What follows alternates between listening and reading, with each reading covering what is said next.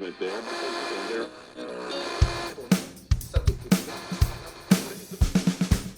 You're listening to Head South Radio with your host, Kat Meyer, a podcast dedicated to prioritizing pleasure and removing the stigma and shame around sex. We're here to be curious and have an open conversation about sexual health and relational wellness. This podcast is intended for educational and entertainment purposes. The information discussed is not a substitute for professional medical advice.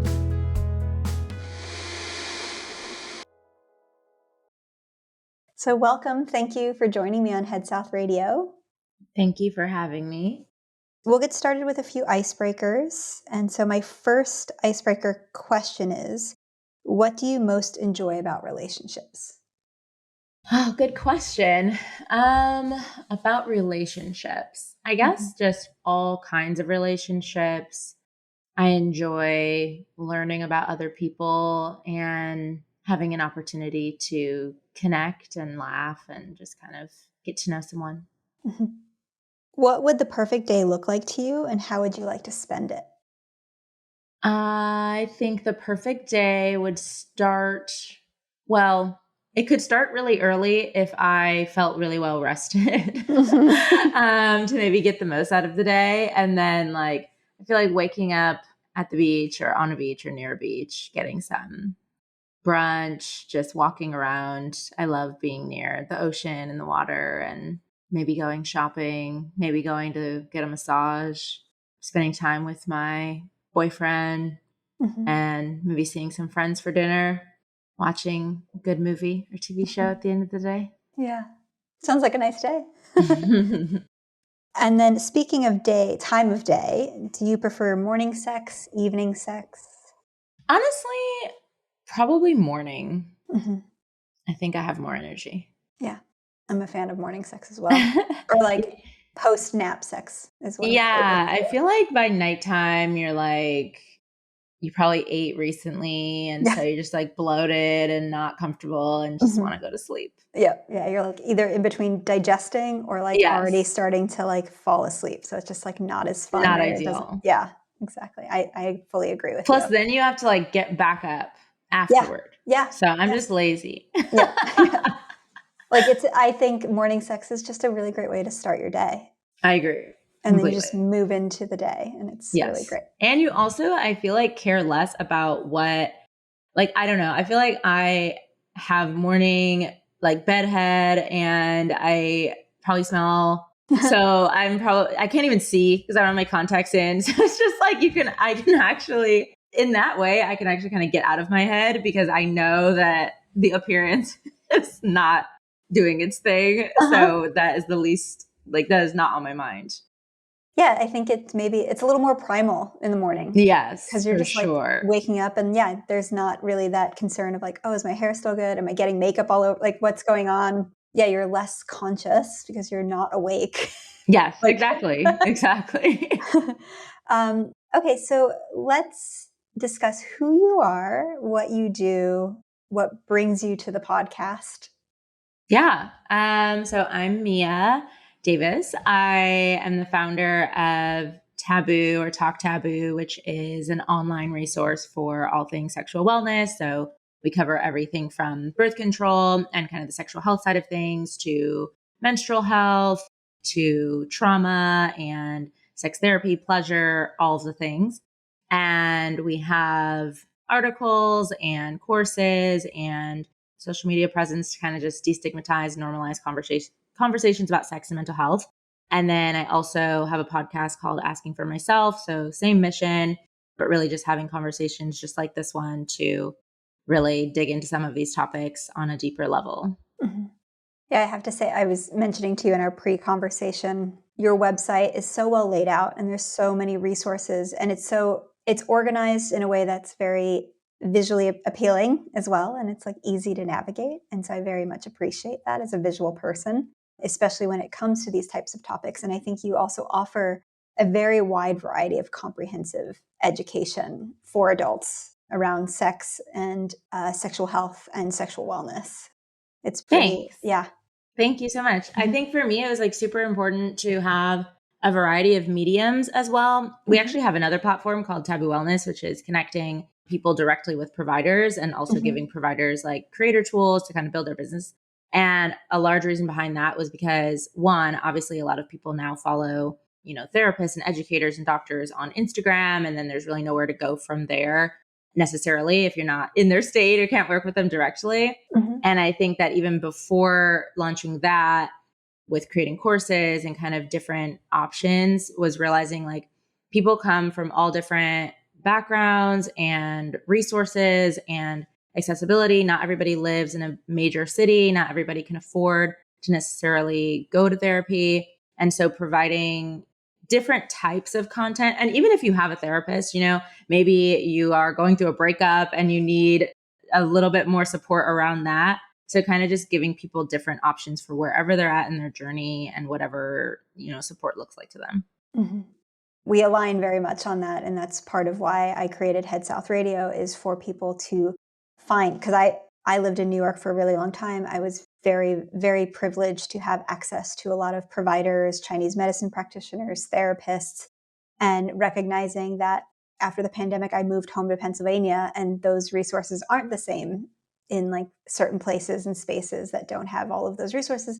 So I really wanted to create a platform where people can find and like discover like, oh, there is someone I can speak to, like a sexual confidant, or there's someone I can work with who specializes in erectile dysfunction, and not even knowing that exists in the world. And so that's kind of what I wanted to create around this podcast, is showing and sharing all of the wealth of knowledge that's out there and available to people, or how you can kind of find that as like, oh, there's someone that exists like this, and maybe I can find that person in Connecticut or Idaho or wherever you are. And I think it's also very cool because a lot of people post-pandemic have started to do more virtual sessions and work, not in person. So you can actually find some of these providers when they're out of state or in different countries as well. Totally. And also a lot of times like the default is just going to a gynecologist or going to your primary care physician. And I think there's so many different types of providers out there that people don't really know about or have access to. So I love what you're doing. And yeah, I think this is very important. Mm-hmm. So you, similar to me, also took a big pivot in career to start Talk Taboo. So would you mind telling us a little bit about your journey, how you got into this world, and what you were doing a little bit before, and how that's kind of transitioned and translated into the work you're doing now? Yeah, for sure. So I started my career in UX design. So I studied product design at Stanford and lived in Silicon Valley, and like very much was in the Silicon Valley world. Mm-hmm. And especially like with college, I was very involved in a lot of startups and design work and kind of just like innovation and all the things. I definitely drank the Kool-Aid, so to speak. And so I started out working at Salesforce as a UX designer. And I always knew I was more drawn to startups because I had worked on a bunch of different startups and kind of started different projects throughout college and undergrad. But I thought that it would be amazing to have the foundation at like a really big tech company with we had like an 80-person design team. And so I was really fortunate to kind of have those beginnings.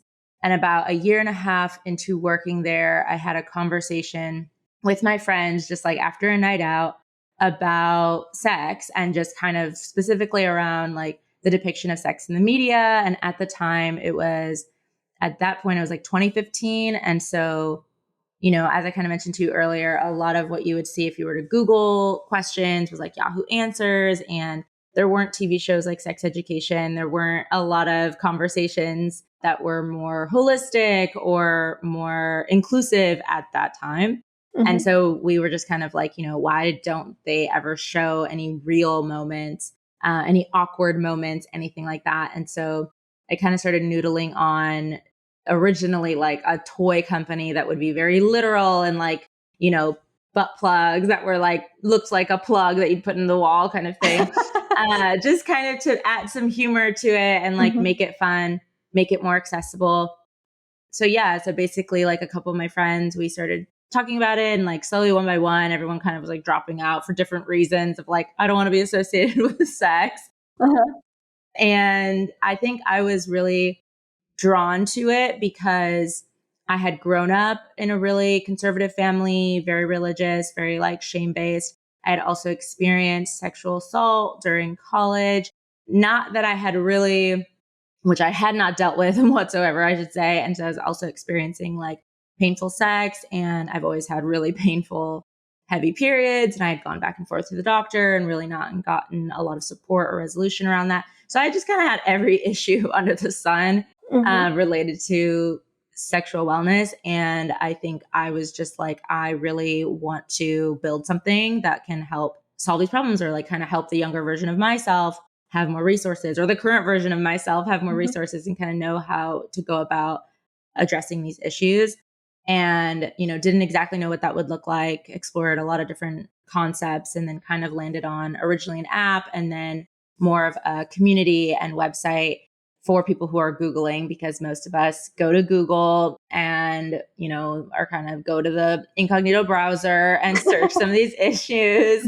And I wanted to be, a safe place to land and get reliable content. So I ended up quitting because an article was coming out.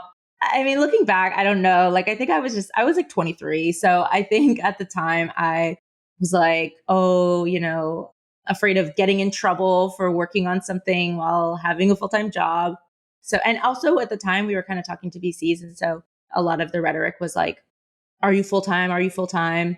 And so I felt a pressure to be full-time. And so that's how I ended up leaving my job and pursuing Taboo full-time. And so then how had that transition been received by your family that you mentioned was conservative? Like, how did they react to you moving into the sexual wellness space and the work that you were doing? Yeah, I mean, it was definitely not received well. I think there were a lot of factors. I think one, there was like this sense that maybe I had some entitlement of like why I could quit a job that was really, a lucrative job and a steady career. And I had worked really hard for this. My mom had like made a lot of sacrifices and been, super supportive. And so I think that there was some frustration and resentment probably that I was just throwing it all away to start this company. And also, especially because of the topic, I think, it was just awkward at first. Like, I didn't even know how to tell my mom.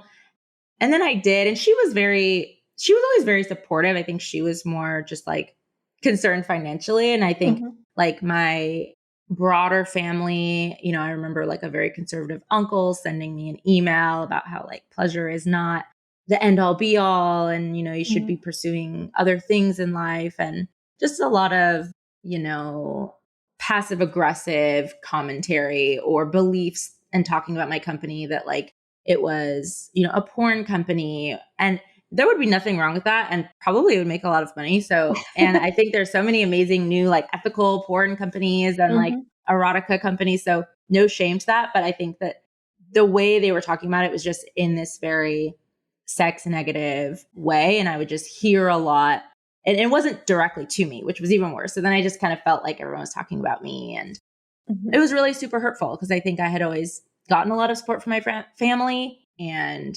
I think that I had been on this path that they were all very proud of. And then it kind of went into something where they didn't want to really share with their friends, like what I was doing. And so that was just that was like a very hurtful period of time. And how is it now?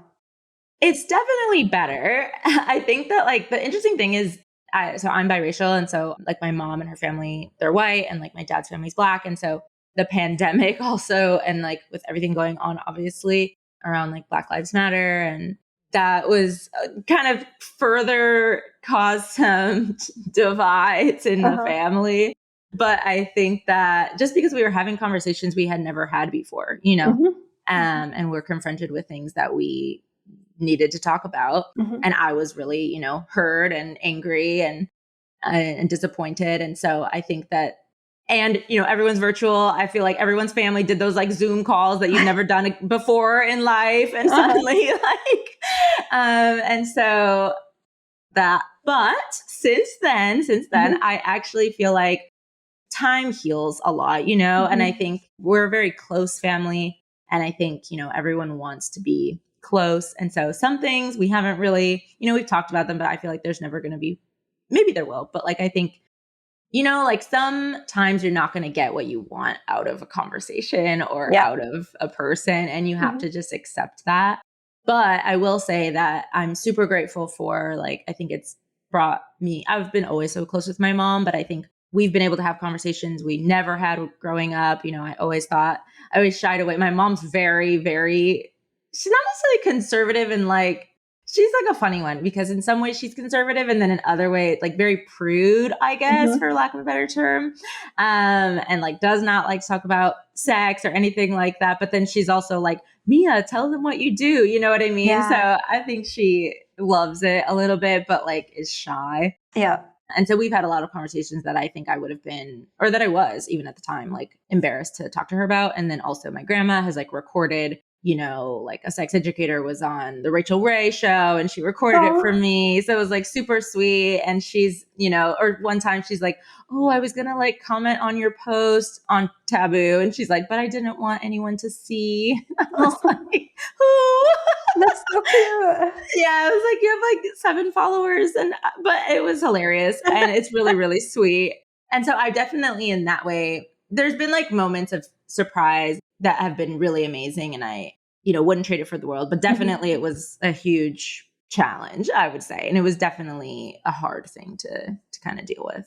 Yeah, I admire that, and I think it's really incredible when you kind of set out. Like, I set out to do this, and I mentioned to you, like, I had a dream, and I started acting on it pretty quickly and told my father, who is also, I would say, more conservative and not as open to discussing that. And then since then, it has created a lot of conversation and a lot of support. And like, I knew that he would support me. I know and trust that my parents will always support me no matter what I do. And they have said as much. But it's also like there are levels of things that people aren't comfortable with, and just having to accept like where people are at and meet them where they're at in these conversations. Mm-hmm. But it's quite incredible to have people kind of surprise you with, you know, how they receive what we do and what we're doing, and then also then support it. Like, similar to your mom, it's like she's not the one going out and being like, this is it, Right. but is proud of you and the work that you're doing.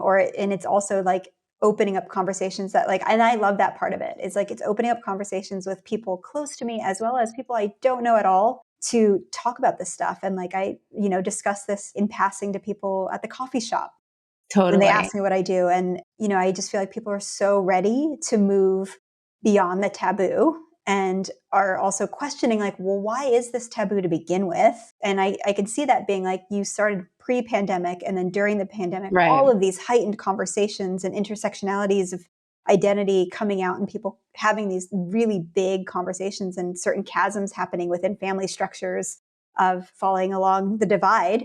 But it's also one of those spaces that like these types of conversations allow us to better understand each other. And I think especially what I've learned from working in sexual wellness is communication, and the skills to listen, even if I don't agree, and, you know, understanding that maybe not everything I have to say will be heard, but, you know, with the hope that it can be heard, and like open up someone else's viewpoint a little bit wider.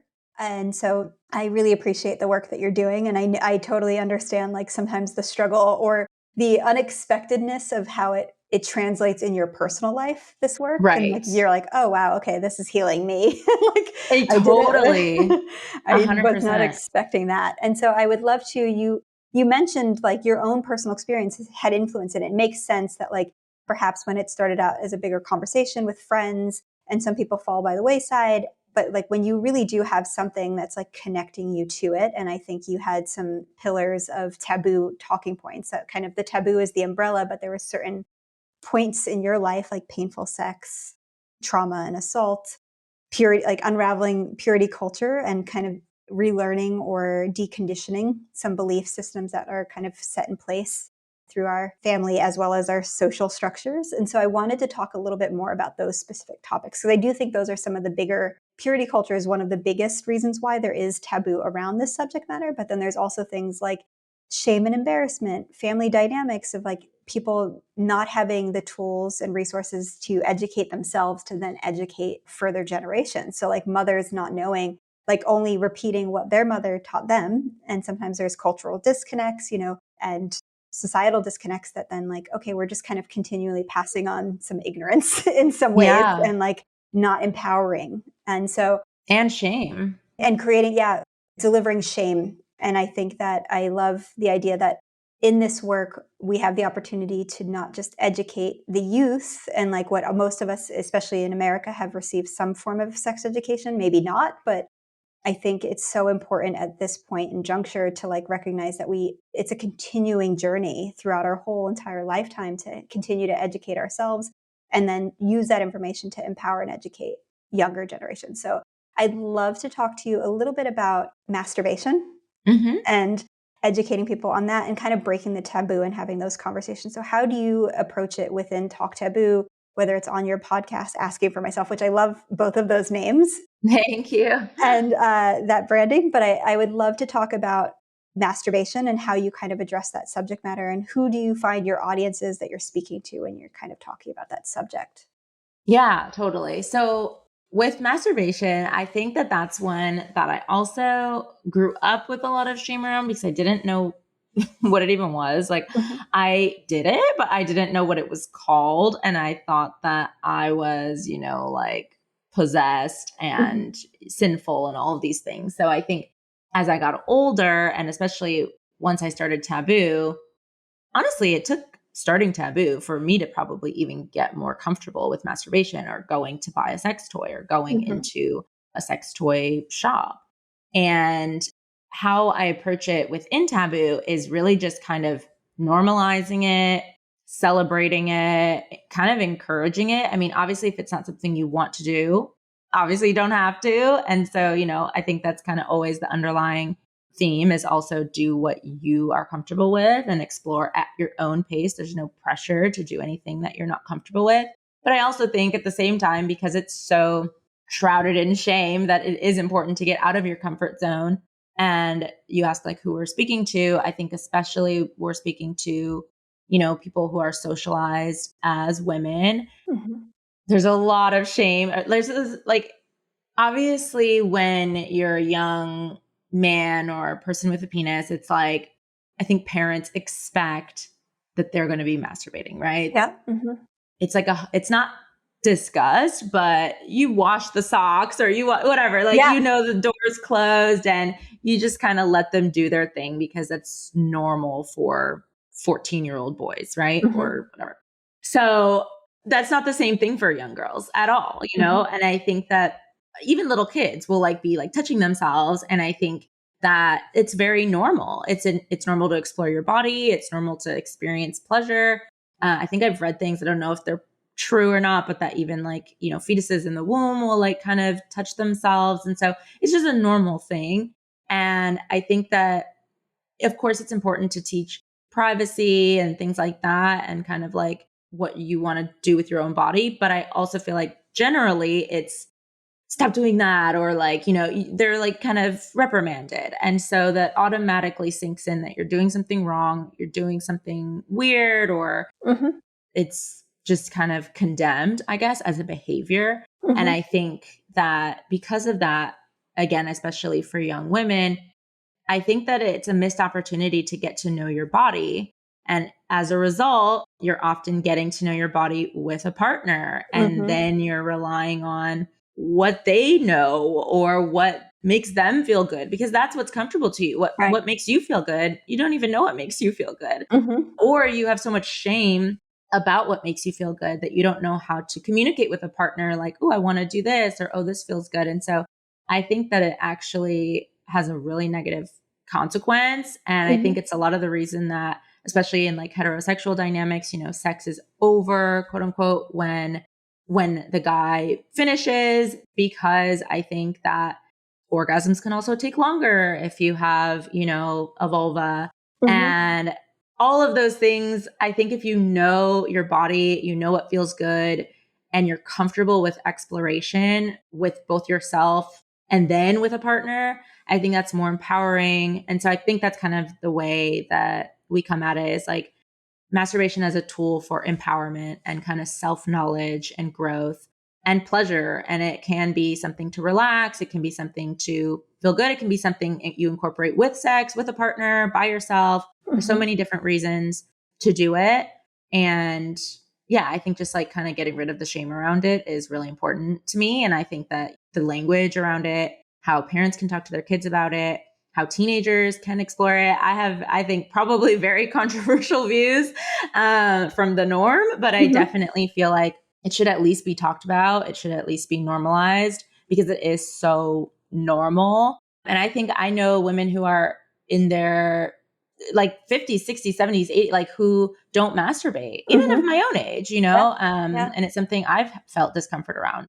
And some people even have the belief that it's cheating if you masturbate. I remember like having a friend in that situation. And so every couple can determine what's right for them. Every individual can determine what's right for them. But I just think that it's really unfair, especially to women. Yeah, I would agree. I think that even if it's, let's say, a culture that shuns it altogether, there is still this sliver of like, it's acceptable for men, for that gender to do it. Whereas women are told, like, you're told it's private. You don't do that. You don't touch that. Like, so women are told you don't do it at all. Whereas boys might be reprimanded and told, like, you do that in private. You do that in the bathroom. You do that in their bedroom.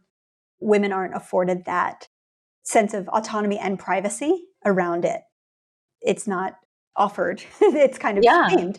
And then I think also to your point about like what kind of inspired even Talk Taboo of the media, we have only just recently seen, like I remember seeing Black Swan. I've made this reference before, like how I masturbate, I didn't see in media until Black Swan, when Natalie Portman flips over and is like lying on her stomach. And I was like, oh, so like, and I have read many women have said that like, we don't just like pull out a dildo and like that. Yes. But it's always been through a male director's view that is then depicted. And they're showing a scene of a woman. And I was like, I don't masturbate that way. I also think, I don't know, like, I'm like, I don't think men talk about it as much, but I do know, like, I've heard of men say that when they were teenagers, they've talked about masturbation with their other male friends. Like when there's a group of dudes, like if they have watched porn together or have done things like that and like talk about masturbation. Whereas women, I remember I went to an event about birth control and the two women from Pen 15 were the hosts. Yeah. Oh, awesome. Yeah, it was awesome. And they were talking about, one of them was explaining, because I don't know if you saw that if you watched that series, but there is female masturbation in that. And one of the girls is doing that and exploring herself. And so they had a conversation about like, one of them didn't discover to do that, didn't even look at her vulva, explore her body until well into college. Yeah. Well, the other one had done it in junior high. Like as soon as puberty started happening, she was like, what's going on down here? Like was very much curious and like had that ability to kind of do that with herself and like explore that way. And so I remember thinking that and like having conversations after that with my girlfriends about that idea of like, oh yeah, when did you start masturbating, or how do you masturbate? And like having conversations, but this is in my 30s. Yeah. And so recognizing even culturally, like I think men do talk about masturbation or have talked about that as teenage boys, or even just making fun of each other, but it's being talked about. Totally. Whereas like women aren't talking about that, or young like teen girls aren't like, oh yeah, have you bought the latest toy, or have you seen this? And I think it's great to see that that's kind of starting to happen. And I think it's, especially with female-led brands, kind of opening up the conversation around pleasure for young women. I remember I recently went to an expo, a trade show, and there was a mother-daughter sex toy brand. And she was talking about how she started it because she took her daughter to buy her first sex toy. And that was like the inspiration behind it. And I think that's so cool and such a sex positive way to encourage self-care, self-exploration. But yeah, I could see where the media kind of also doesn't depict masturbation for women properly or accurately, in my opinion. And more so, I feel like now there's more shows like Broad City or like, you know, kind of what you're talking about. But I feel like those are like aimed at adults, I think. You know, even sex education. I don't know if high schoolers, maybe they watch that show. But I always do wonder, like, who's actually the audience for this show? And as much as I think it's amazing, and honestly, eye-opening for people even, you know, in their 30s or 20s, I also wonder, like, I don't know what the shows are for the teens these days, but I do hope that they are, you know, everything can be age appropriate, but like, I do think it's important to just totally normalize. And that what you mentioned about the mother-daughter duo, which is really awesome, reminded me of, we hosted a pleasure workshop, and a mom of teenagers she reached out afterward and we had a phone call, and she was asking about, she like knows her daughter is or was like sexually active or had a partner and like maybe was going to be. And so she was asking like, kind of resources on like, should she buy her a sex toy? Like, where should she buy it? How should she have the conversation? And I think that there's still clearly a lack of resources for parents in this generation with like teenagers and kind of navigating that in a new world that is a little bit more open-minded. And hopefully it sounds like it's going in a positive direction. Let's take a quick break. Back in 2012, I made the bold decision to ditch traditional shampoo, and I've never looked back. How did I do it, you ask? With Hair Story New Wash. This product is not just a shampoo or conditioner, it's a unique all-in-one solution that gently cleanses your hair while maintaining its natural balance. No more harsh chemicals stripping away your hair's vitality. Hair Story New Wash uses a carefully crafted blend of essential oils, aloe vera, and fatty acids that cleanse and nourish your hair without any of the harmful stuff you find in traditional products. Here's a little secret. I used to work at Hair Story from 2013 to 2017, and even after that, I couldn't find anything that compares. This is a product I truly believe in, and that's why I'm excited to share it with you today. As a listener of our podcast, by using the link we've provided in the episode notes, you'll get an exclusive 15% off your first purchase of Hair Story New Wash. Say goodbye to the shampoo bottle clutter and hello to healthier, more vibrant hair with Hair Story New Wash. Click the link, enjoy the discount, and give your hair the love it deserves. Now back to our episode. The next taboo I'd love to talk to you about is painful sex, because I do find that a lot of women, like they're now showing studies and data around this of the number of women who are experiencing painful sex and not expressing it with their partner, or kind of being told, like, or if they do, like I've interviewed and met the founder of ONut. I'm sure you're familiar with that product. Yeah, Emily. And so, her story in itself is like a very common experience of like, when you are aware that it's painful and you do go to your primary care physician or you do go to your gynecologist, and they kind of dismiss it as normal, in similar vein of like, people who have experienced endometriosis and have been suffering through very painful, very terrible experiences and being told this is the norm, and like being kind of dismissed around their pain and their experience. So I'd love to talk to you about that, of the experience of painful sex, and what your advice is through Talk Taboo, what your experience has been, and how do people who aren't experiencing the painful sex but their partner is, how do they kind of help support? Yeah, totally. I think it's interesting because I feel like in many ways I started Taboo because of my experience with painful sex, which kind of probably makes sense because it is so personal, a topic that I haven't even dove into nearly as much as I think we need to. But I had always had issues inserting a tampon. And I remember an early experience, maybe when I was like 14, where I tried to have sex with my, at the time, on again, off again boyfriend, probably ex at the time. And it didn't work. And I was so grateful because I really wasn't ready to have sex. I didn't really want to, but I felt like, you're young. And I felt like, oh, maybe we'll get back together, whatever kind of thoughts I was having. And I was so grateful that like my body protected me and kind of put up this wall. I was not so grateful for it like 10 years later, but I was at the time like, oh yeah. And so I think that was kind of, I didn't realize it obviously at the time. And like, I actually think I read something that was like, you have to orgasm in order to have sex. And I was like, oh, I don't know what I read. Obviously it was not true. But I was like, oh, okay, I guess I did an orgasm. But then, yeah, it kind of manifested later.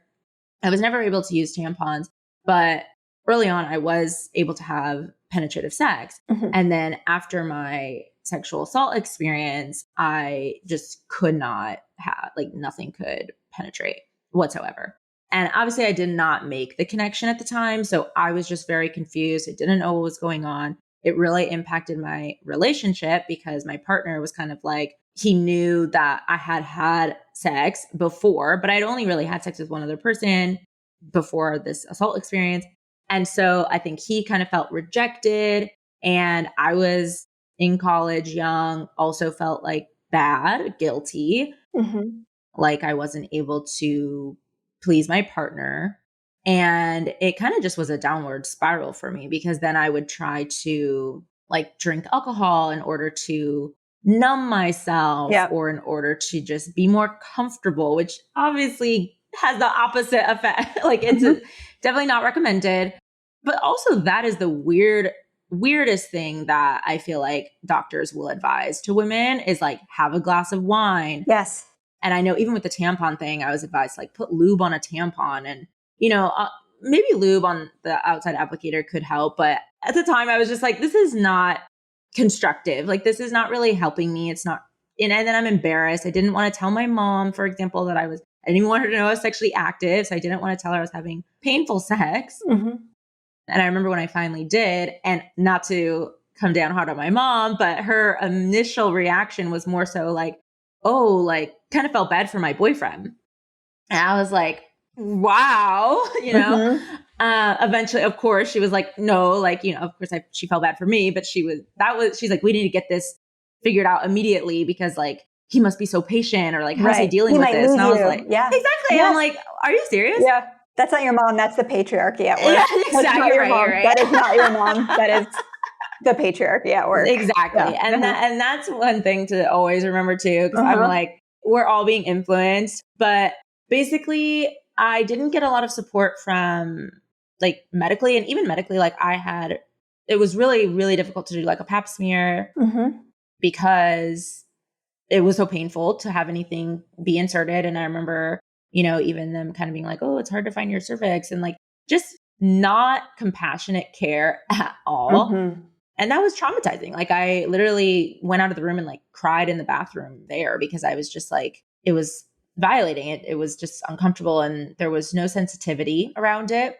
And so for me, it's just important for people to know that, like, one, if it comes to a doctor, like, well, nowadays, hopefully, I still think this happens all the time. So I don't even know that this has gotten better, but I do think there's more information, like what you were saying. I think there's more, statistics, and there's more just information about different conditions, whether it's vaginismus or vulvodynia or endometriosis or any of these things. And so hopefully people can feel more empowered to like go into a doctor and really advocate for themselves. Also, you don't necessarily need to use a speculum for a pap smear. And you can also just let them know that, hey, this can be really difficult for me. Like, I did do that recently, and it was just a completely different experience. I felt, she was so kind and just like, okay, very like, we're going to go slow, like, just a lot more caring and tender. And I think that, that was because she knew, maybe that was just her nature regardless, but I do feel like saying something just kind of helped us both be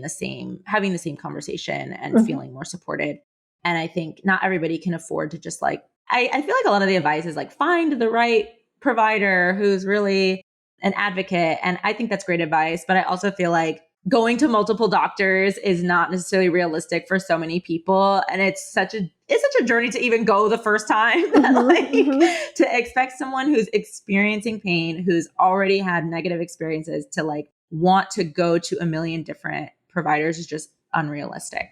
That being said, obviously, if you can and you have the energy or the time or the money, then that's great. I also think if you can work with a pelvic floor physical therapist, that can be super helpful. I didn't end up doing that because it's not covered by insurance typically, and it's very expensive. And so, I was scared. I think that's the reality too. I was just scared because I already was like, this is painful. I don't want to do it. And I talked to someone, and like the description of what they did at the time just was too scary to me. But I know so many people who have had great success with working with a pelvic floor physical therapist.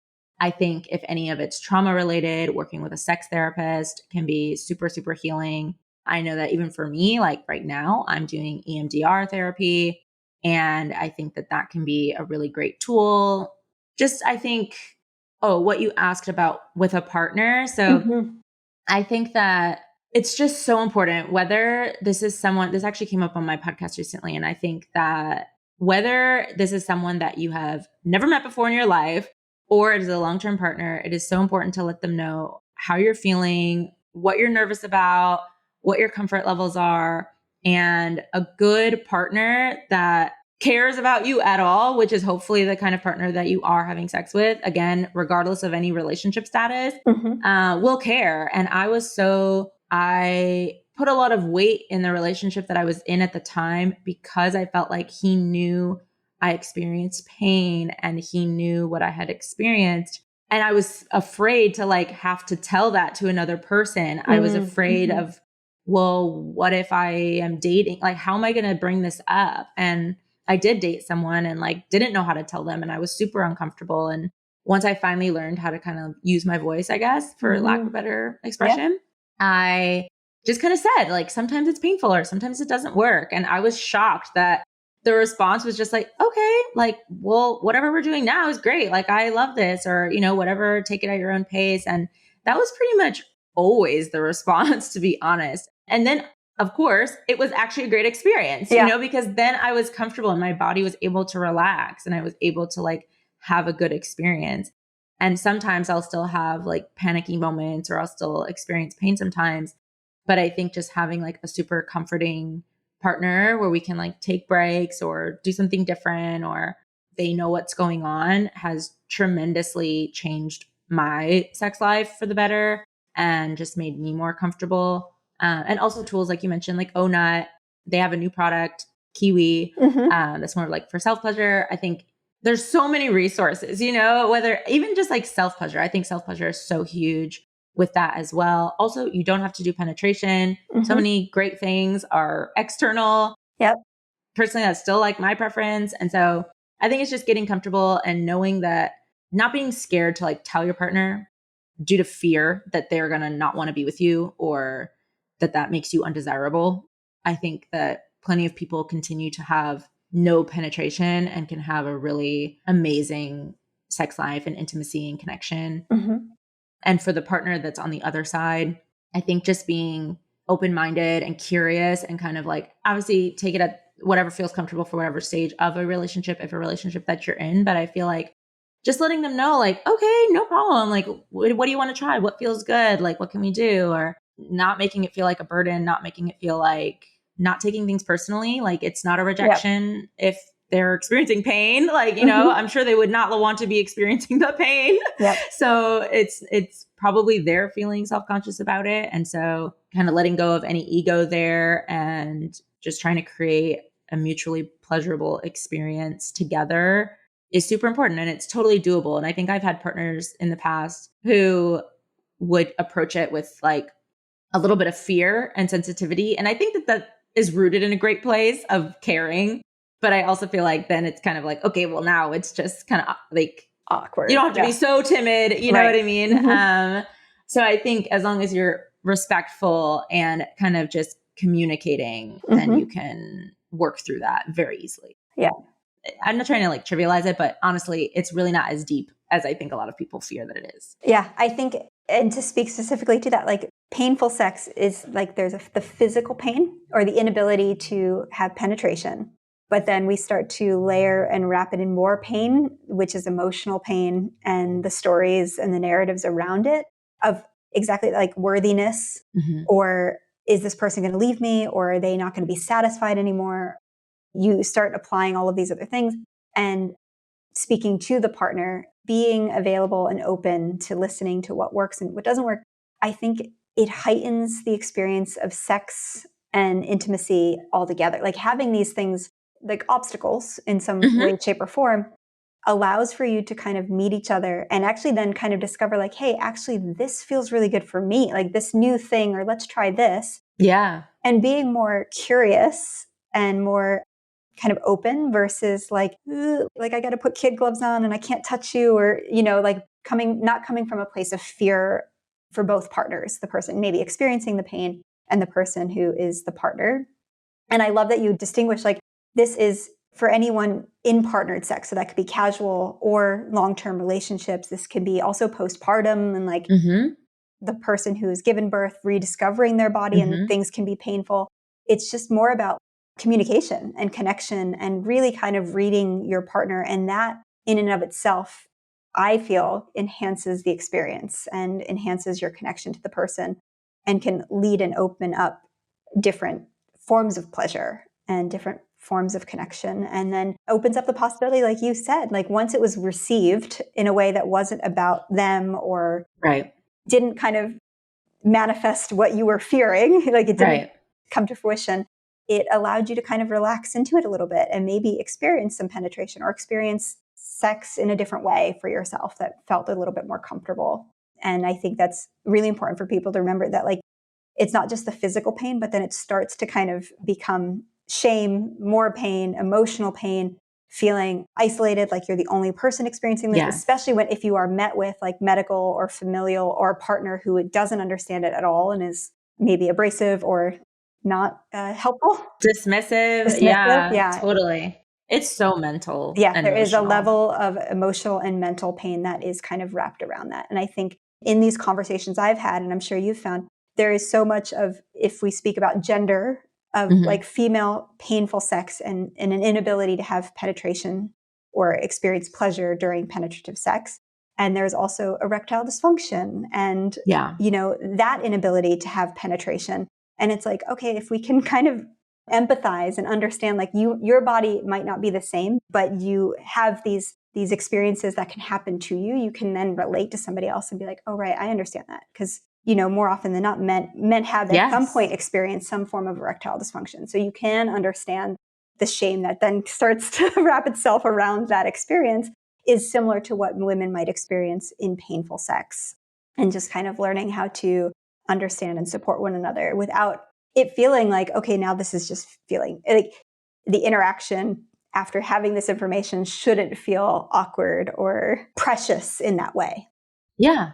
I think it allows for that vulnerability. And when you have that, I think exactly to your point, like it takes the pressure off of the situation in a way. And also, I found does allow a male partner to be more vulnerable themselves. And so if they have any insecurities, I feel like they've definitely felt like way more comfortable sharing that because I've shared some things so vulnerable and like we're already trying to be more creative. And so it just like leaves room on the table to be creative and do things maybe a little bit differently and experiment and kind of have fun with it. I love that. Yeah. I think vulnerability is something we're all craving and wanting, and the ability to be vulnerable and be seen by our partners and validated in those experiences is a really beautiful form of intimacy. And I think a lot of people are seeking that, and these moments where you can share whatever obstacle or whatever is kind of maybe a taboo for Mm-hmm. you might not actually be as taboo as we are led to believe. And I think that's really, I think that's what's incredible about the work that you're doing, the work that we're doing, and how the ability to share and just hear even just like a simple line of like, oh yeah, that's what I'm going through, and relating to one another, the audience, the listeners, our partners. It's such a helpful tool in our ability to find pleasure and not feel shame around it. Yeah, 1000%. Is there anything that we've missed in our conversation that you'd like to share?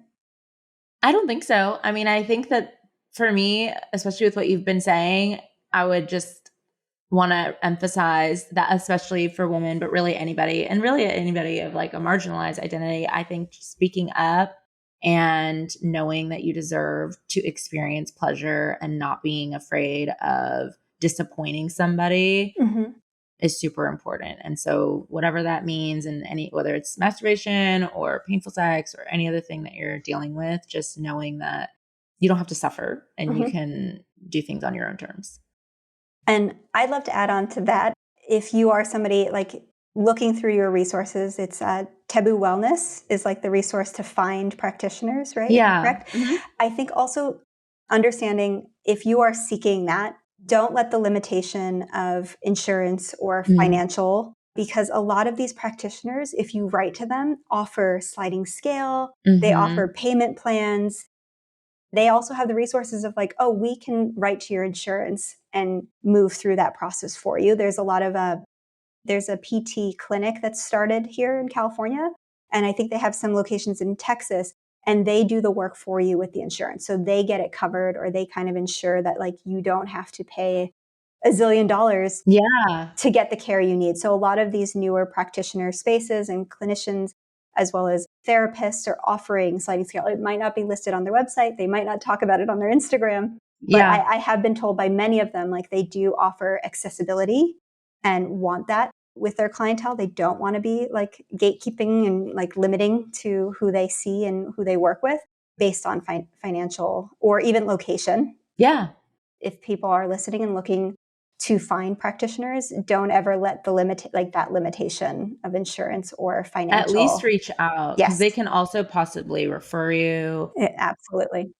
I think even there's newer companies too that are like, if you do have insurance, where they'll like go through your insurance, even if it's not directly with the practitioner. So you're right. I think that's great advice. Yeah. And I think there's also like, there's scholarship programs, there's funds out there to support people, and especially in marginalized communities and people who've experienced trauma, there are resources. And so I just want to encourage people not to let the barrier of money block you from seeking the help you need.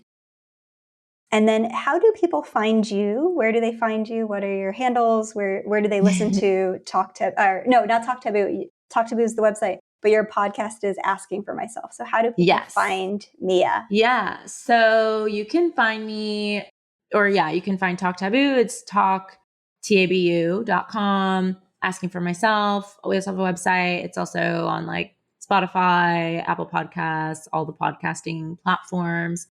And we're coming out with a card game soon to facilitate communications. That'll be cool.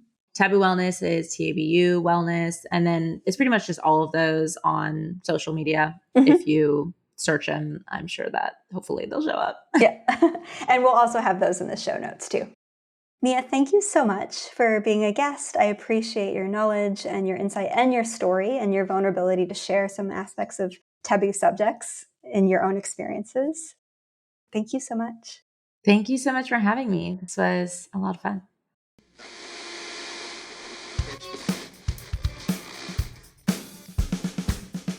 Special thanks to all of our guests. Head South is hosted by Kat Meyer, produced by Isis Barlow, edited by Megan Hook, with music by Lily Rezi Rothman, graphics by Ella Chodos Irvine, cover art by Gina Ship Casey, and intro by Murph Meyer. If you're looking for me, I'm heading south. All year round, I'm going down. Now you know where I'll be, I'm heading south. So come on, look me right.